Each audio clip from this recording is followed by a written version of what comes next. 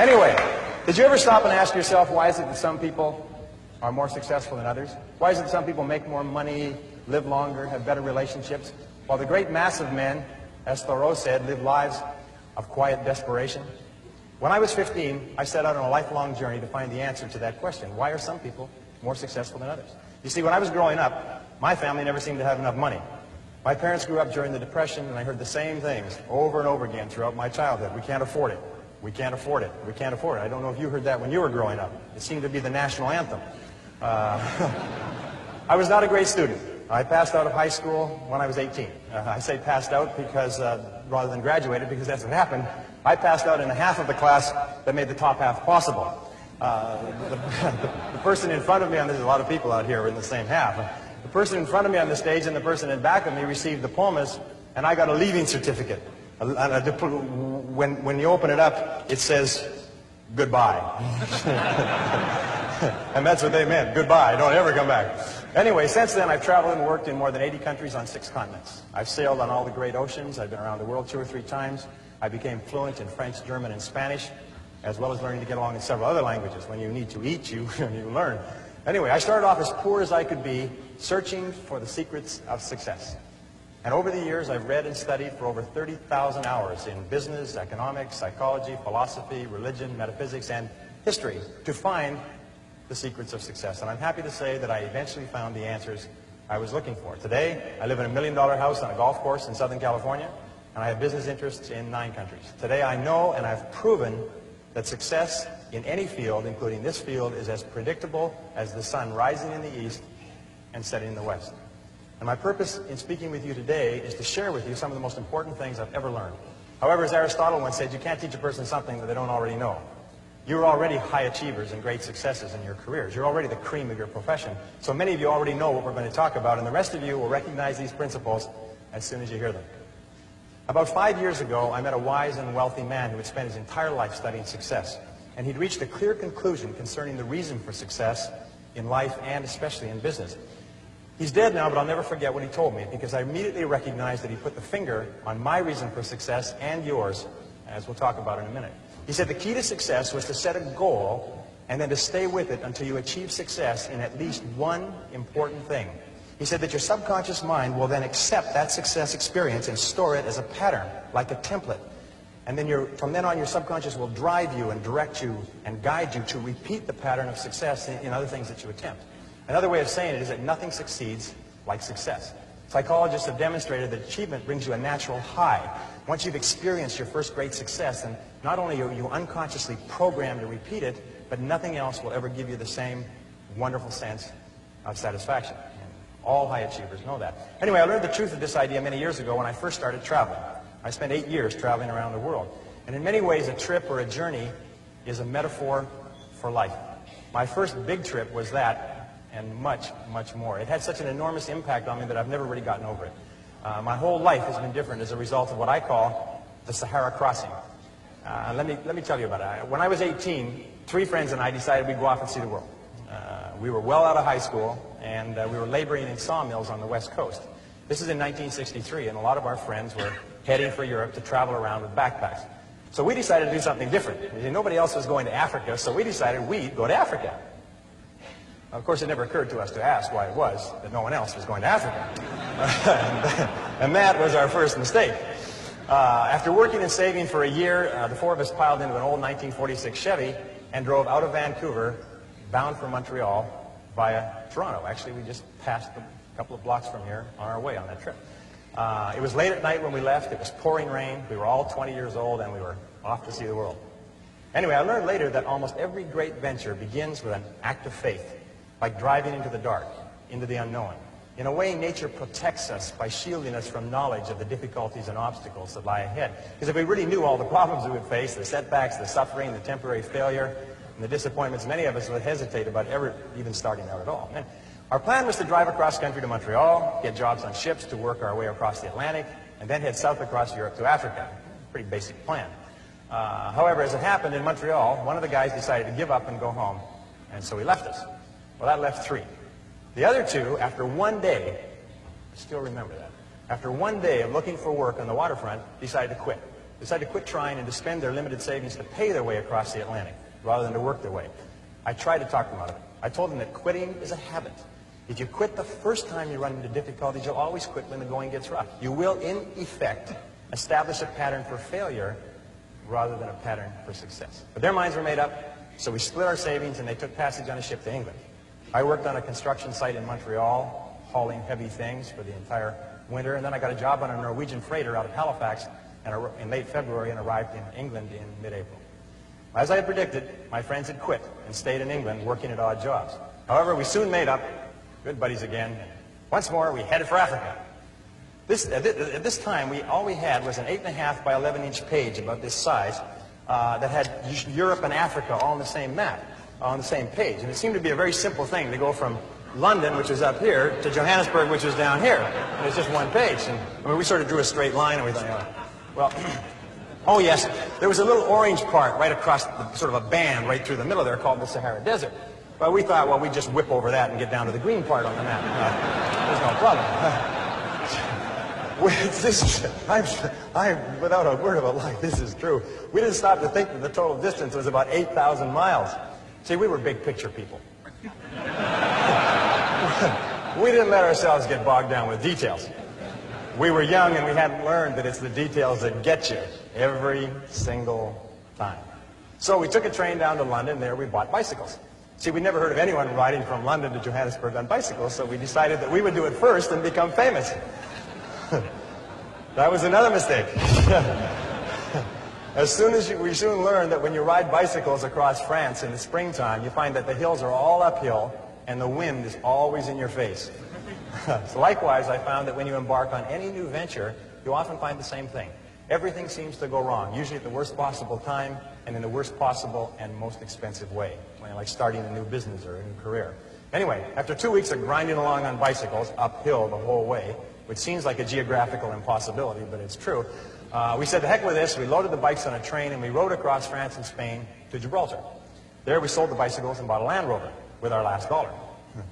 We had definitely learned why no one had ever crossed Africa on bicycles. It was darn near impossible to cross France on bicycles. Europe on bicycles. Anyway, so now we had a little problem. We were out of money. We'd exhausted our meager finances buying the Land Rover, and we didn't have enough money for fuel and equipment. So we all sat down. We considered ourselves great writers at that time. We all sat down and wrote letters to everybody that we knew, pleading for money, telling them how desperate our situation was. Sitting here looking across the Straits of Gibraltar to Africa. All we needed was just a little bit of money to get us over there. Anyway, eventually we got a little bit of money here, a little bit of money there, and then we got one big score. I'll never forget this. An uncle of Jeff's that he'd only seen once in his life sent us 100 pounds. 100 pounds at that time was $300, worth more than $1,000 today. And we were ecstatic. We were saved. So this is another lesson.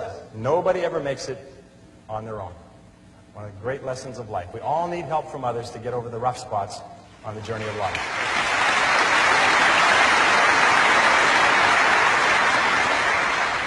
Well, with the additional money, we loaded up with food and supplies. We took the ferry over to Tangiers in Morocco, and then we headed out of Tangiers toward the Atlas Mountains in the Sahara, full of excitement, singing as we drove down the road. 20 miles out, the radiator blew up. The Land Rover had never been driven on the open road. It had spent its whole working life tooling around the narrow streets of Gibraltar, and once on the open road, it began to fall apart.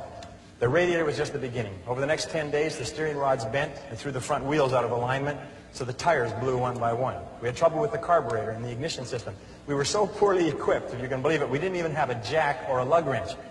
When we got a flat tire, and we got lots of flat tires, we had to sit by the side of the road patiently, sometimes for hours, until somebody came along with the proper tools to help us change the tire. But we pressed on anyway. As we drove deeper into Morocco and over the Atlas Mountains and onto the Sahara Escarpment, we entered into a world that had changed very little in 1,000 years. There were long, long stretches of barren country roads and an occasional oasis surrounded by primitive farms, which was irrigated from wells and underground rivers. And that began an experience that I still remember quite clearly, and I think you'll be able to relate to this. By this time, I was speaking French fairly well. We could converse with the natives in the occasional small towns that we passed through. And in one town, early in our slow, halting trek across Morocco, someone asked us where we were headed. And we told them that we were going across the Sahara and into Africa. And he said, oh no, he said, you can't do that. He said, you'll die in the desert. Well, I looked up my dictionary quickly because I didn't understand the expression. Vous allez mourir dans le bus. Vous allez mourir dans le bus. Okay? You will die in the desert. We then began to hear this on a regular basis everywhere we went. We'd stop in a small town, and people would bring their friends up to us and introduce us as the young men who were going off to die in the desert. Well, they seemed quite cheerful about it, but after a while, we found it kind of irritating. I mean, and by the way, these were not your average Arabs. These were Bedouin and Tuareg. These were desert people, members of tribes that lived in the Sahara for 1,000 years. I mean, they were in a position to know what they were talking about. And I learned a valuable lesson from this. I learned then, and for the rest of your life, whenever you try to do something out of the ordinary, people will line up to tell you that you can't do it, why you can't do it, that you'll lose your time, you'll lose your money, that you will, in effect, die in the desert. Even people who should know better will try to discourage you. To achieve anything greater worthwhile, you must train yourself to rise above these people, ignoring them and pressing on toward your goal regardless.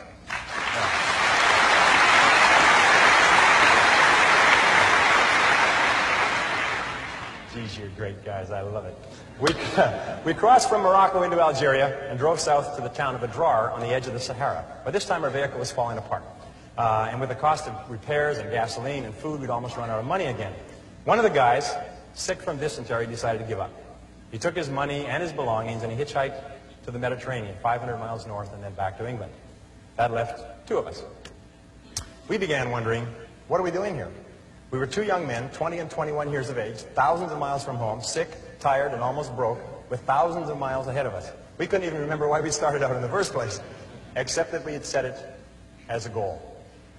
And we were too dumb to change it. Anyway, but one of the things that kept us going was a book of poetry by Robert W. Service. Robert W. Service had driven an ambulance in World War I, and he'd written poetry to cheer up the soldiers in the trenches on the Western Front.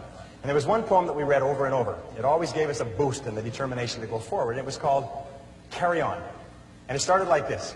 It said, "It's easy to fight when everything's right, when you're mad with the thrill and the glory. It's easy to cheer when victory is near and wallow in fields that are gory. It's a different song when everything's wrong, when you're feeling infernally mortal, when it's 10 against 1 and hope there is none. Buck up, little soldier, and chortle. Carry on, there isn't much punch in your blow. You're glaring and staring and hitting out blinds. You're muddy and bloody, but never you mind. Carry on. You haven't the ghost of a show. It's looking like death, but while you've a breath, carry on, my son, carry on." Well, by this time we were in the Sahara, the largest desert on Earth. It stretches across the Tropic of Capricorn from the Atlantic Ocean to the Red Sea, more than 5,000 miles. And the part that we faced, dead ahead, was the Tenezrift, the emptiest single stretch of the Sahara, 500 miles of nothing, not a fly, not a blade of grass, as flat as a tabletop. 500 miles. The enormity of what we had embarked on finally began to sink in. We learned that more than 1,300 people had perished in the Tenezrift in the last 20 years. 42 vehicles had broken down in the desert, and many of their drivers were never seen again alive. By this time, Jeff and I were once more out of money. All our tires were scraped bald and they needed to be replaced. We needed additional tanks so we could carry enough gas and water for the crossing. We needed tools to do repairs. We needed a jack and lug wrench so that we could change tires. Obvious. For 3 weeks we stayed in Adrar. Jeff hitchhiked north to Algiers to wire for more money, more creative writing, while I sold all our supplies except for a bare minimum. With that money and by stripping abandoned vehicles, I got the Land Rover repaired and properly outfitted with reasonably good tires, a reserve gas tank, proper tools, and supplies for the crossing. It's amazing how enterprising you become when your survival is at stake. By the way, this story took place 24 years ago today.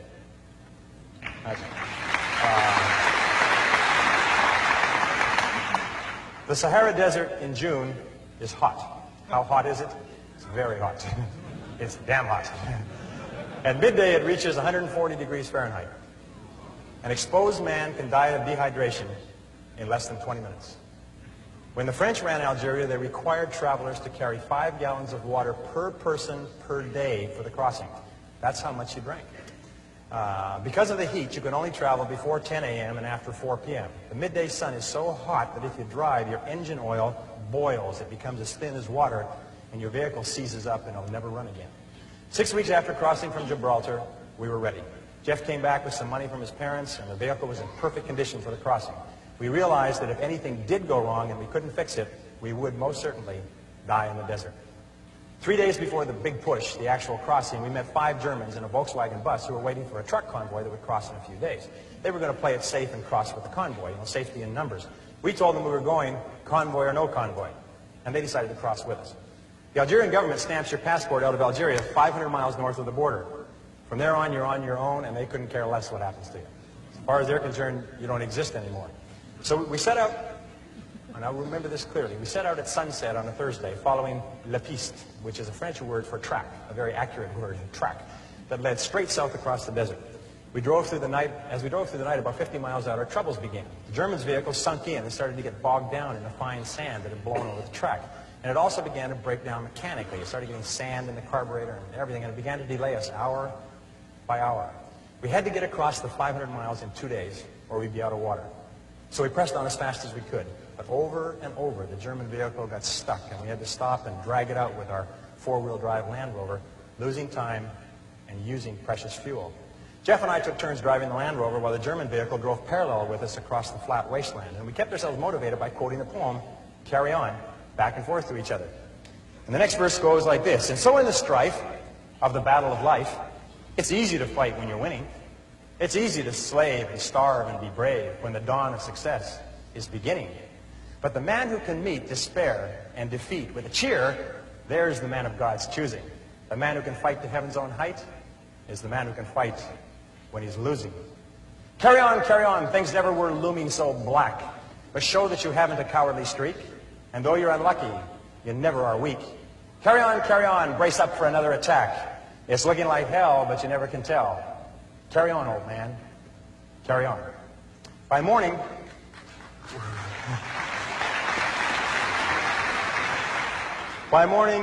we had only made 150 miles, and we were all exhausted and a bit tense.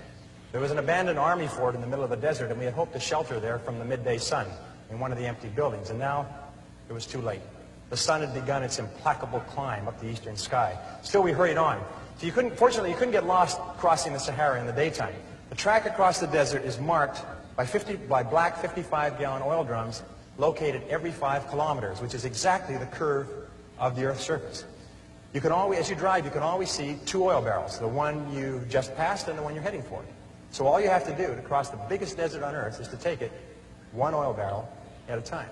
Of course, traveling at night, if you wander from La Piste, if you wander from the track, you can get lost in the desert and drive until you run out of gas. And many people have died that way.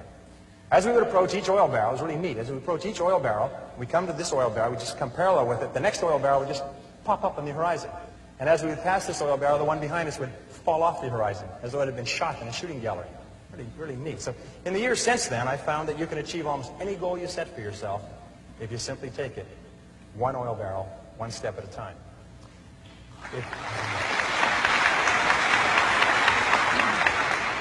If you go as far as you can see, you will then see far enough to go further. Now the sun really became the enemy. It sat on the horizon like a big, evil, yellow cat, and then it began to rise inexorably, getting hotter and hotter as we raced south. The temperature grew hotter and hotter. Finally, at 9:30 a.m., it reached 110 degrees Fahrenheit, and the vehicles began coughing and stalling. We signaled between the 2 vehicles and agreed to stop and wait out the heat, right there in the middle of that 25,000 square mile parking lot. You never felt so small in your entire life. I'll never forget that day. Hour after hour, we sat in our vehicles like sitting in a bake oven, prostrate from the pounding heat of the sun that reached 140 degrees Fahrenheit by noon and seemed to hang there, seemed to stay there forever. We drank quart after quart of water, our throats going bone dry minutes after gulping down a full canteen. It was worse outside, so we just stayed in the vehicles and suffered hour after hour. Finally, as the afternoon wore on, the temperature slowly began to fall. By 4 p.m., it was down to 105 degrees. When it finally got below 100 degrees Fahrenheit at 5 p.m., we started on. But now we were racing the clock. We only made about 200 miles in the last almost 24, and we still had 300 miles to go. There was a small oasis, an army post on the other side of the desert, and we knew we had to get there before the midday sun caught us again. We hadn't slept since Thursday morning. It was now Friday evening. We pushed on over the desert, but the Germans' vehicle kept breaking down. All night, exhausted, we worked to get the Volkswagen bus with the Germans across to the other side. We were both desperate and scared. We knew that we could not last another day. Our water was almost gone. When the sun rose slowly on Saturday morning, we were still struggling with the Germans' vehicle. Finally, at 9 a.m., with 20 miles to go, their vehicle broke down for the last time. We quickly abandoned it. We loaded the 5 Germans in the back of the Land Rover and headed for the fort and the oasis. An oasis, by the way, is a place where there's one well with a bucket. That's an oasis. It was further than we thought, but we made it just before the heat forced us to stop. We were all aware of how close we had come to actually dying in the desert. Those Arabs knew what they were talking about. So we sat out the heat that day in a native hut near the fort, and then we went back that evening and towed the Volkswagen bus into the army post. We had done it. We were over the Sahara. We hadn't slept for...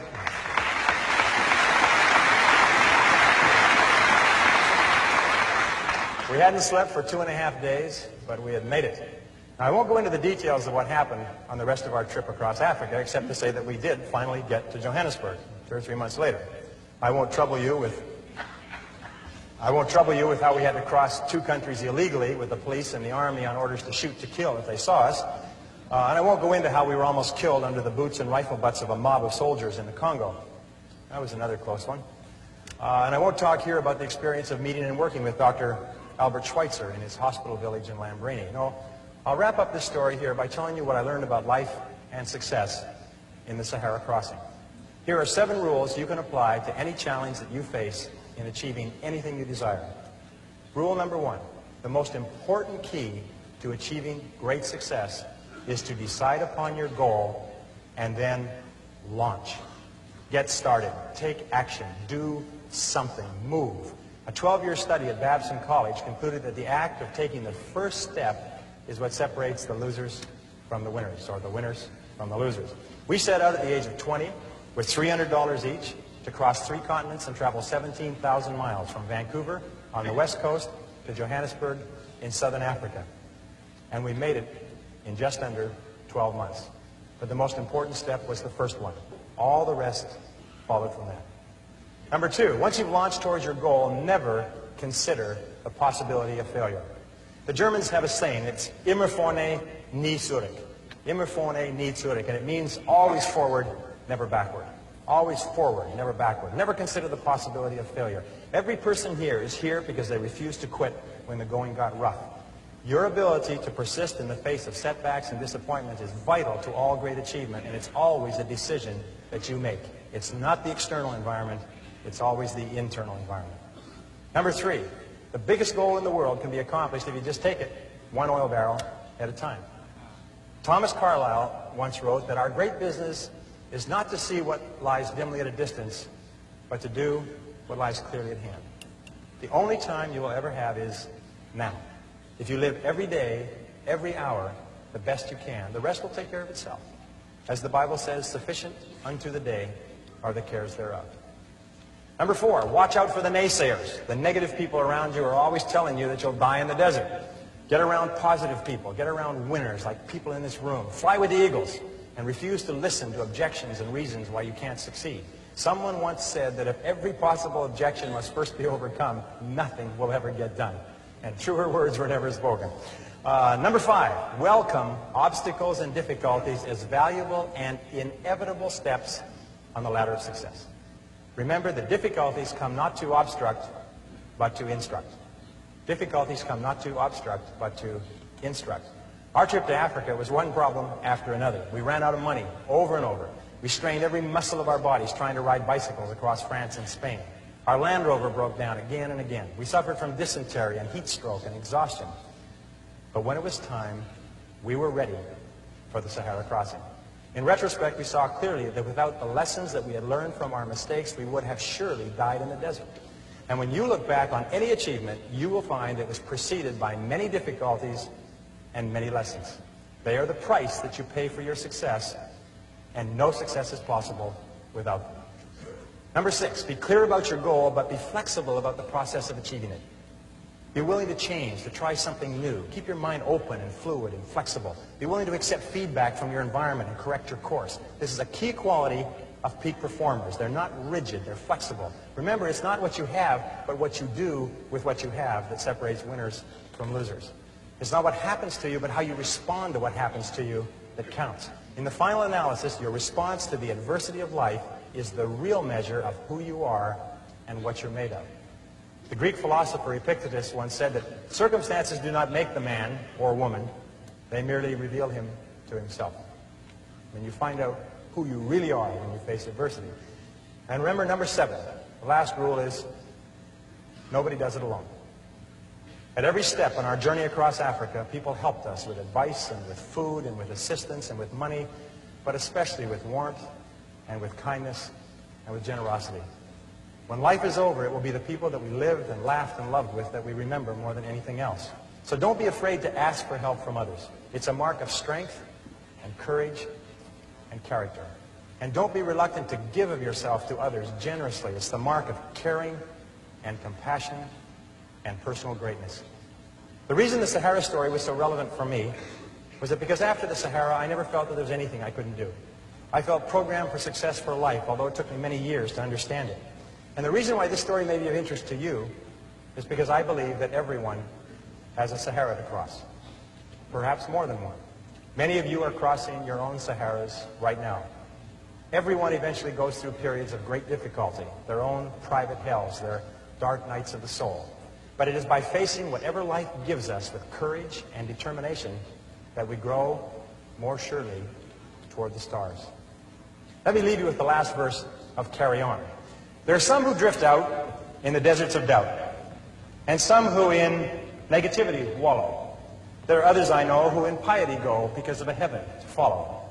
But to labor with zest and to give of your best for the sweetness and joy of the giving, to help folks along with a hand and a song, why, there's the real sunshine of living.